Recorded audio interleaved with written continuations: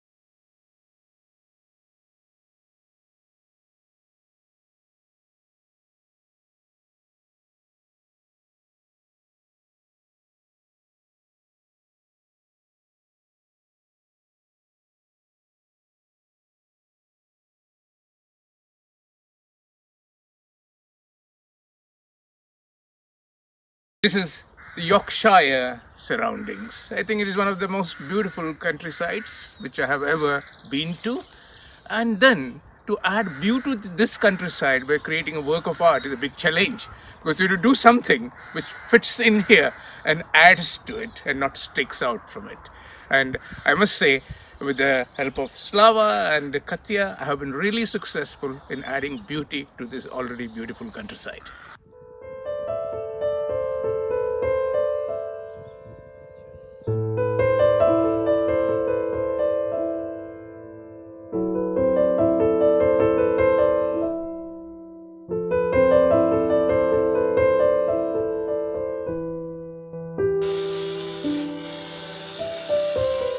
When Slava and I were invited to come to Yorkshire and to help an artist, Subodh Kerkar, to create his sculptures and build objects of art, we were more than happy to join and to provide all the technical support, everything that's needed to be of any sort of help, and to create something that we wouldn't have created on our own.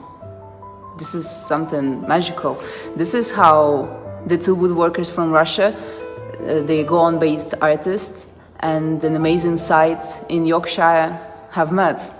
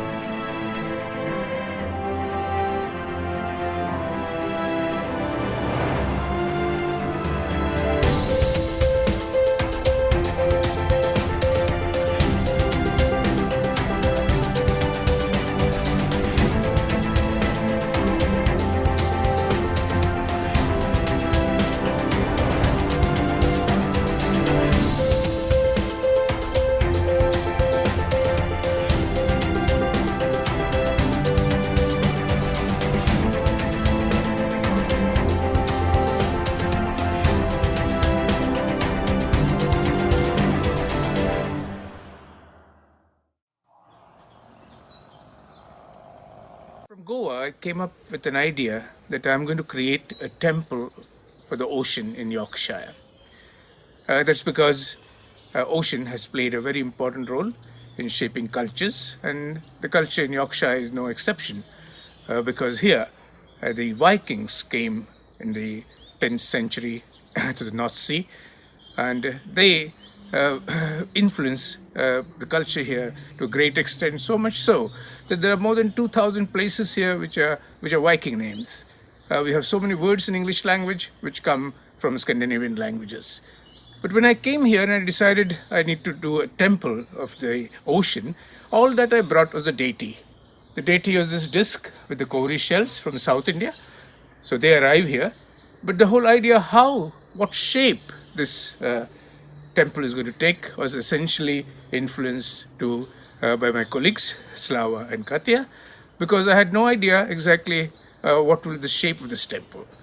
And we worked together and ideas germinated, and then these lovely pillars were carved by Slava using his chainsaw.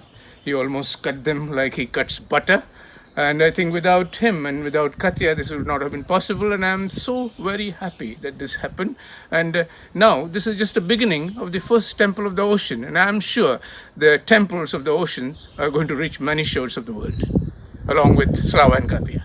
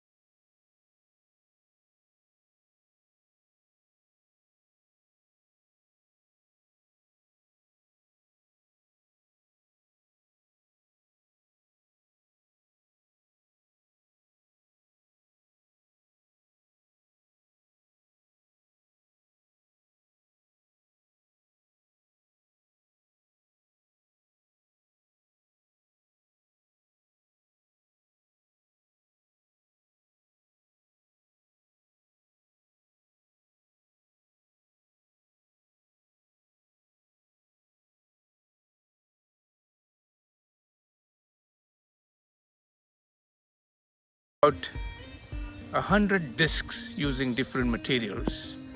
But the project is not just about materials, it's also about infusing the materials with meaning. This work is a very good example. This is about 14 feet diameter disc. One side of it is covered with pine cones from Yorkshire, and the other side is covered, at this side what you see is covered basically with coconut husk. The coconut husk traveled all the way from Goa. It crossed the Indian Ocean, went to the Red Sea, went to the Suez Canal, crossed the Mediterranean to arrive in England, and here in Yorkshire.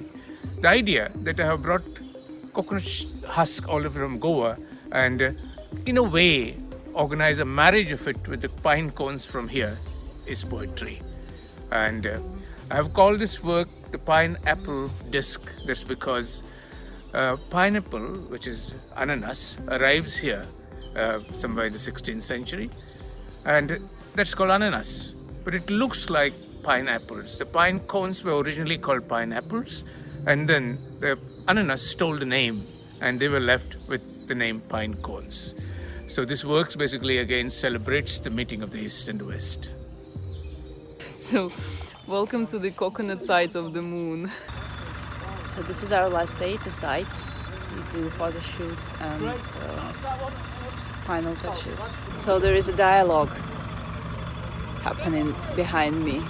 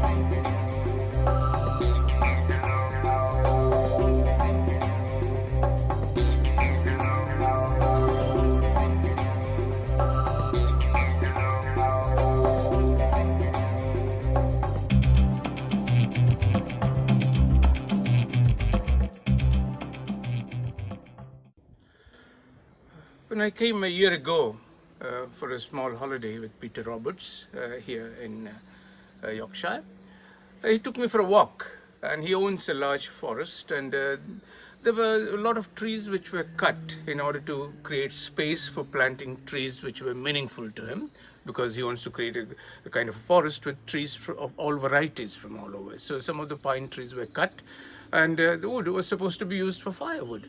So I really loved these logs, and I said, why not create some art with it? And he agreed, and that's how I'm here. This work is called Dialogues, D-I-A-L-O-G. This work is made out of logs, and it's called Dialogues. It's a very political, social statement. If we were to describe the present world in two words, these words are telecommunication and terrorism. Never in the history of the world, telecommunication is so very developed and so accessible to everybody. But in spite of that, there is terrorism, because I believe that terrorism is a product of non-communication between groups, nations, societies, ideas, religions. When there's no communication, terrorism comes. And it is a big paradox that in this age of super telecommunication, there is actually no authentic, meaningful communication. People talk on the mobiles, people keep talking, but the dialogue is missing. And I basically believe that dialogue is the root of reconciliation, of understanding amongst societies, about nations, and dialogues are most essential. Many times you get a feeling that we are living in a world of monologues. And this work essentially stresses the need for dialogues.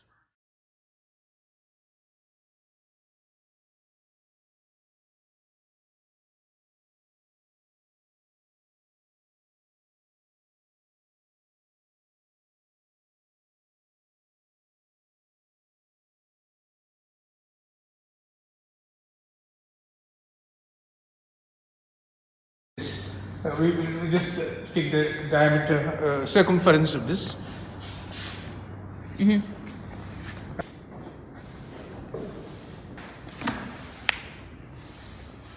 Wordsworth.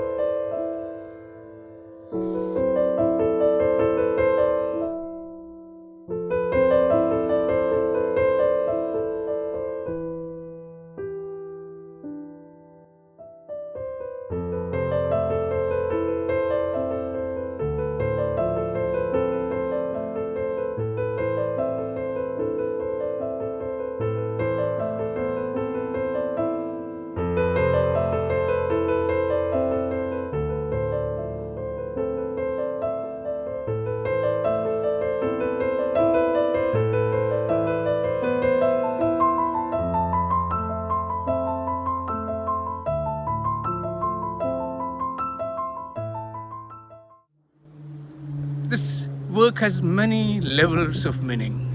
The obvious inspiration for this is a poem by Khalil Gibran, one of my favorite poets. He says, trees are the poems, the sky, the earth writes on the sky. Trees are the poems, earth writes on the sky, and we fell them and convert them into paper to record our emptiness. Well, this was an obvious inspiration for this work, but it has many other meanings and many other levels, because in my artistic practice, I always try to find ancestry of material. Material interests me very much, and I look for the ancestry. Here, the books have the ancestry into trees, because the books are made out of trees. The paper is made out of trees. The tree is a kind of a mother, and it's like homecoming for the books, getting back in the womb of the mother. This is a work which is also talking about a message to protect environment, to protect trees, to plant more trees. And I'm very glad that here in the Himalayan Gardens, the owner, Peter Roberts, has been a very enthusiastic tree planter. He has planted thousands of trees and keeps planting. The tree planting activity is going on in full swing here. And I think, as you say, you have to walk the talk. It actually happens here. Well, thank you, Subodh, very much for coming over, and I think it's been a very interesting and worthwhile project. I think the ideas of combining East and West and interpreting a lot of thought that you've put into it has been a great success, and I'm sure that lots of people who come and visit the garden will be very interested, and I'm sure very inquiring about the thought behind all your sculptures.